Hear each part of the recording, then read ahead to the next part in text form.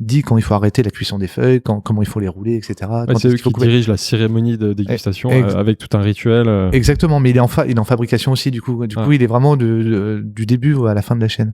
Et il nous a fait découvrir des choses extraordinaires. Ouais. Super. Et la logistique, comment tu fais pour faire venir ces thés en France? Est-ce qu'ils viennent par bateau? Comment tu les stockes? Comment tu fais pour garantir que ces thés arrivent ici avec une fraîcheur absolue Ouais. Eh ben, déjà, j'en achète pas par tonne du même produit parce que j'ai envie que ça tourne. Des petites quantités, quoi. On travaille plutôt sur des petits lots. Pour le Japon, on est livré vraiment tous les mois. Tous les mois. Ouais, tous les mois, parce qu'en fait, eux, dans les plantations notamment de Kagoshima, ils vont récolter une grosse fois, on va dire, au printemps. Donc, alors il y a plusieurs cueillettes au printemps, mais tout leur stock de thé brut, donc c'est-à-dire qu'ils vont cuire une première fois les feuilles pour plus qu'elles évoluent, ils vont faire des espèces de gros ballots de thé et ils vont les mettre dans des chambres froides. Voilà, pour bloquer, pour pas que ça évolue. Et à chaque fois que je vais leur passer une commande, ils vont sortir cet aracha, ce thé brut. Et ils vont fabriquer le thé, pardon. Fabriquer, c'est quoi? C'est séché, laisser oxyder. C'est déjà fait. Non, c'est déjà fait, mais ils vont donner la forme aux feuilles, trier les feuilles. Voilà. Là, ils ont juste stoppé l'oxydation. Et après, ils vont travailler la feuille. Faut mettre en forme et après Exactement. Et trier les feuilles. Et après, du coup, ça va partir chez nous. Donc, à chaque commande, ils vont fabriquer le thé à chaque commande. C'est top. Donc, du coup, ils gardent ça au frais chez eux. Exactement. Et ça voyage qu'au moment de quand tu en as besoin pour vendre. Et ça arrive donc assez rapidement. Donc, tes thés verts, ils ont les plus vieux, il a 1 mois de vie, quoi. C'est ça, exactement. Ouais, voilà. C'est ça, exactement. Et du coup, nous, on le conserve après à la cave au frais pour que ça reste encore frais. Du coup, on a des thés de printemps toute l'année presque, j'ai envie de dire. Bah, chouette. C'est Et il y a les thés parfumés aussi, tu nous as expliqué. Donc les thés parfumés, c'est un mélange. Alors il y a plusieurs sortes de thés parfumés. Il y a les thés traditionnels, donc par imprégnation, comme les thés au jasmin ou à la rose, par exemple, qui sont des traditions chinoises. Et après, il y a les thés parfumés. Les Français sont assez spécialistes de ça et reconnus. C'est-à-dire qu'on va travailler avec des essences naturelles, des arômes naturels de produits, des extraits de fruits, des extraits de fleurs, qu'on va brasser. C'est-à-dire qu'on va mettre dans une espèce de un gros contenant, un gros contenant qui tourne, sur lequel on va diffuser, merci. on va diffuser ces arômes naturels de pêche par exemple, et et on va brasser pendant un grand moment pour que ce soit bien homogène. Et que le thé soit parfumé. Alors oui, on rajoute quelque chose, mais ça reste du naturel. Ça reste du naturel. On ne travaille jamais sur de l'arôme artificiel, évidemment. Moi, c'est que je voulais dire par cette question-là, c'est vraiment qu'il y a des assemblages parfumés, mais il y a des assemblages aussi non parfumés, comme tu disais. Et ça, c'est des choses que tu peux faire ici, tu fais toi-même. Pour certains assemblages, c'est toi qui les fais. Bien sûr, exactement. Oui, tout à fait. Et tu me parlais d'un assemblage thé noir ou Darjeeling qui tu étais en train de mettre en place. Ça, c'est fait sur place là-bas. Ça, c'est un Darjeeling où ils ont plusieurs récoltes et ils vont nous faire un assemblage de plusieurs récoltes pour qu'on eux de leur côté, on a défini le goût. C'est toi qui définis la recette quand même, enfin l'équilibre. Alors j'ai défini le goût. J'ai dit que je voulais que ce soit un peu boisé, que ce soit un Darjeeling classique en fait. Ah oui, et c'est eux qui vont équilibrer le ratio entre les différents. Voilà, par rapport à ma demande. Et du coup, c'est pour avoir un Darjeeling qui soit toujours à peu près au même goût. D'accord. Voilà, il y aura toujours des variantes selon les saisons, etc. Mais on aura toujours ce goût. J'essaie de faire le petit Darjeeling du parti du thé, qui va toujours avoir le même goût.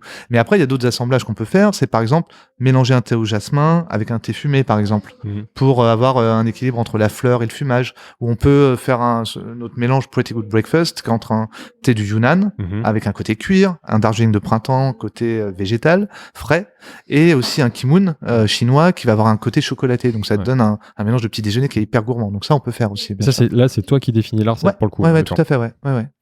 T'as combien de références en tout? On en a... alors, selon les saisons, c'est toujours pareil. Au printemps, on en a plus en général. On va jusqu'aux 300 à peu près. 300 références? Ouais, 300 références. Oui, mais avec tout ce que tu nous as expliqué, ça m'étonne pas du tout. On comprend maintenant. Si je me lâchais et si j'étais pas raisonnable, je serais à 2000 références. Mais parce qu'entre les différentes couleurs, les différentes origines, les thés parfumés, les assemblages, les saisons infinies. On a à peu près 50-60% de thés d'origine, nature, et le reste en assemblage parfumé.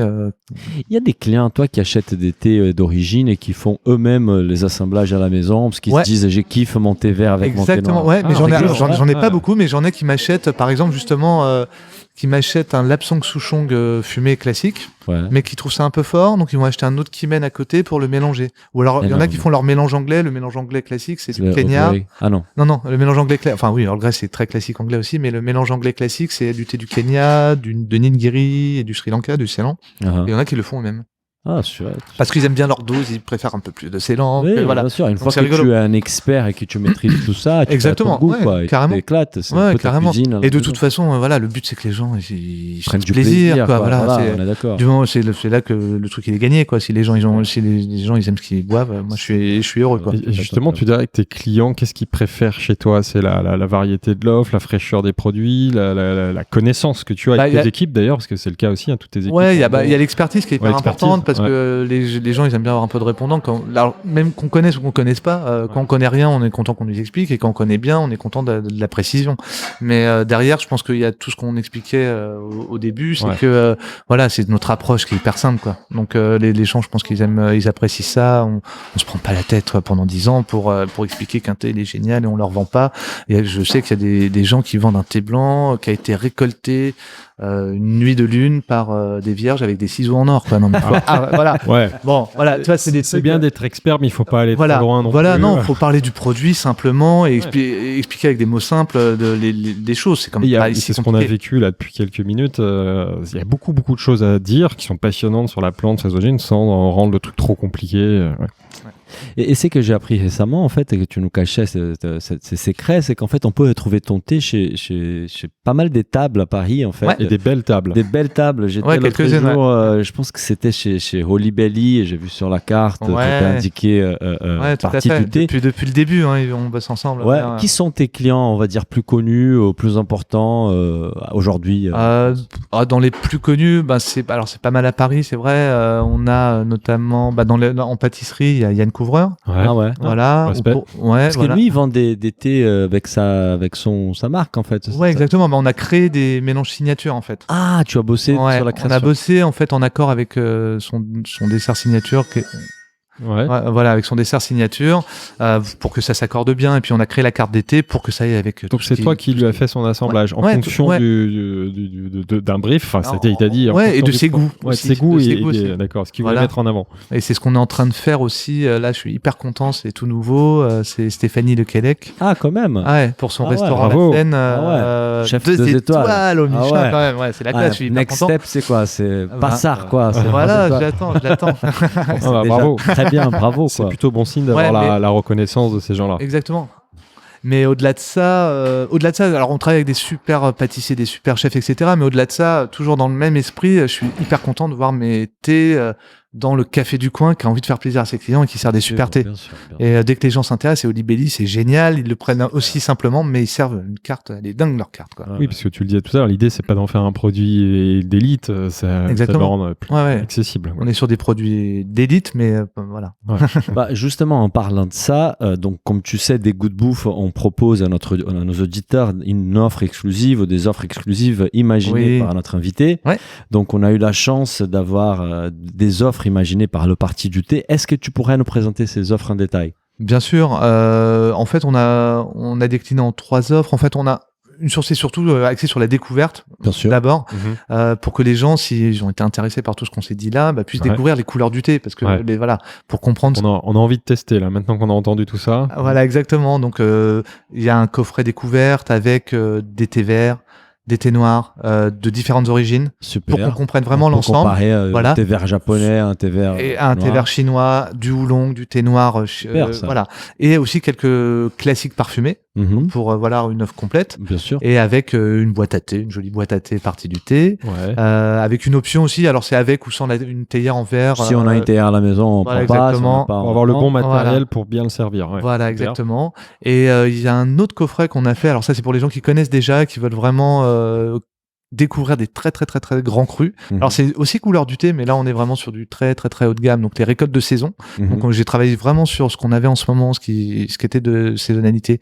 Donc il y a du d'argile de printemps, il y a le Tikwaning d'automne qu'on a goûté tout à l'heure, l'échantillon. Donc le temps que le coffret soit prêt, j'aurais reçu le stock. Donc là il n'y a pas plus frais.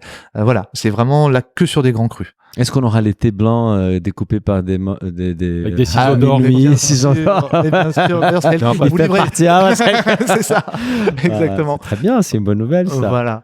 Et il y aura aussi une jolie boîte faite par des artisans japonais. Ah bah très bien. Bah écoute, c'est des belles offres qui sont maintenant disponibles donc sur les sites des Goûts de Bouffe et voilà. Et donc un offre, tu me disais, tu avais une autre idée aussi. Ouais, parce que bon, alors pour ceux qui sont déjà équipés, qui ont déjà du thé, etc., ou qui veulent pas prendre ce coffret-là spécialement, on fait un code spécial pour notre site internet. Vous aurez une remise de 10%. Il suffit de taper comme code The Good Bouffe. Ah bah super. Voilà. C'est un cadeau pour les éditeurs qui ont écouté les podcasts jusqu'au bout. Exactement. Voilà. Bravo. Ils méritent. Exactement. Qui doivent être les plus motivés, donc c'est bon signe. Donc voilà, 10% si on va sur les nouveaux sites Le Parti du Thé, on fait notre sélection, on met un code des Goûts de Bouffe et on aura 10% tout attaché sur la en différence. majuscule et vous aurez moins 10%. Bah, merci Magnifique. Pierre, c'est sympa. Bah, écoute, avec plaisir, ça me ferait plaisir. Pierre, c'était un grand plaisir. On a appris plein de choses. partagez. Et on a dégusté des bons thés. Merci Très beaucoup. bon Je suis ravi thé. si Et ça on vous a- a plu. Ouais. Et puis, J'ai découvert plein de choses que je n'imaginais pas que l'univers du thé était aussi riche. C'était un grand plaisir. Merci à vous beaucoup. les gars. Salut, à bientôt. Merci.